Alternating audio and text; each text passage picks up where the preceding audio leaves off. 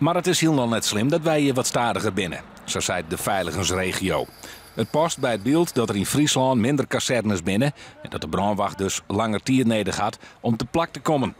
Alleen in de provincie Drenthe docht de brandwachter langer roer om bij een brand te komen. Daar is de sanneemde responstijd 10,7 minuten. In Friesland is dat 9,6 minuten. Landelijk leidt de responstijd op 7,7 minuten.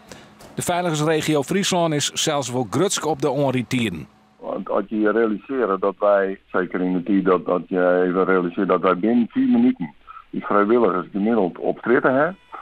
Nadat een telefoontjekamer is, hè, dat is een vrijwilligersorganisatie. Meestal moet van hoe ze van hun werk komen, naar de kazerne, hun omklaaien, in die auto zitten en dat door het gemiddeld maar 4 minuten. Er is een hulpverleningsinstantie in Nederland die dat presteert.